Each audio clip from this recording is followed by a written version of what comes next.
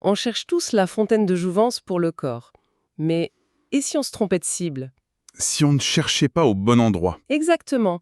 Et si la vraie jeunesse, celle qui compte vraiment, se jouait dans notre cerveau? C'est vraiment la question qui est au cœur de notre étude. Hmm. Et les réponses qu'on a trouvées sont assez déroutantes.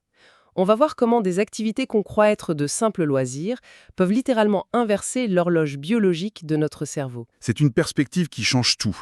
Notre idée de départ, c'était de vérifier si des activités complexes, comme la danse, la musique ou même certains jeux vidéo, avaient un impact mesurable. Et la réponse est... Oui, Et la réponse est un grand oui.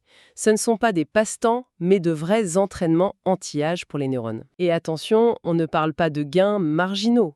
Tenez-vous bien, 30 heures d'un jeu de stratégie peuvent suffire à rajeunir le cerveau de plusieurs années. c'est presque trop beau pour être vrai. Voilà, alors explorons ça ensemble. Alors, pour commencer, il faut peut-être expliquer l'outil qu'on a développé, l'horloge cérébrale. Oui, qu'est-ce que c'est exactement? En gros, c'est une intelligence artificielle.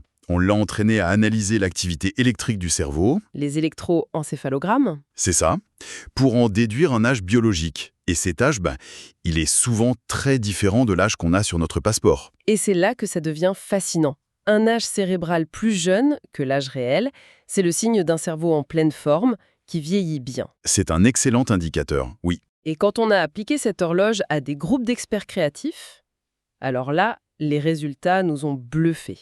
Les danseurs de tango, par exemple. Ah, les danseurs des tangos. Ils affichaient un cerveau en moyenne 7 ans plus jeune que leur âge. 7 ans. C'est énorme. Les artistes et les musiciens n'étaient pas loin derrière, avec à peu près 5 ans de moins. Et ce qui est crucial, c'est qu'on a observé un effet, comment vous appelez ça déjà? Un effet dose dépendant. Autrement dit, plus la pratique est intense et plus elle est ancienne, plus le bénéfice est important. D'accord, C'est la preuve que l'engagement sur le long terme paie. voilà. Mais alors ça, c'est pour les experts qui pratiquent depuis des années. Est-ce qu'il est trop tard pour s'y mettre? Est-ce qu'un novice peut espérer voir des résultats rapidement? C'est la question qu'on s'est posée, oui. Et elle nous a menés vers une expérience, disons, assez inattendue. Avec le jeu vidéo StarCraft 2. Exactement.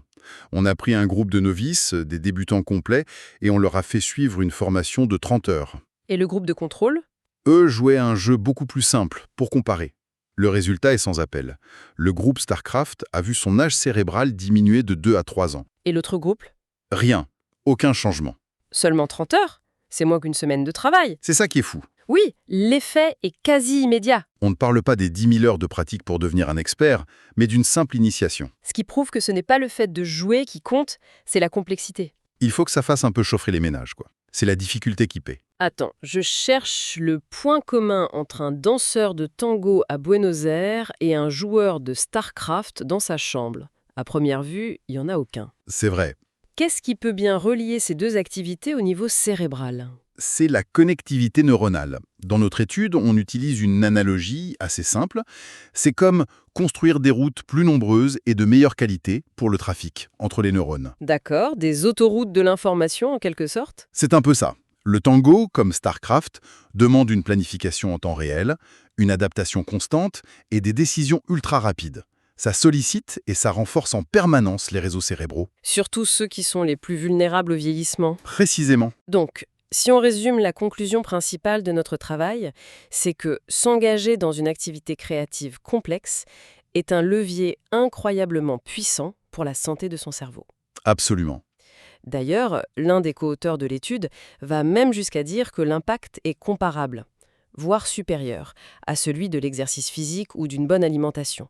C'est d'une perspective qui peut vraiment changer le regard qu'on porte sur nos loisirs.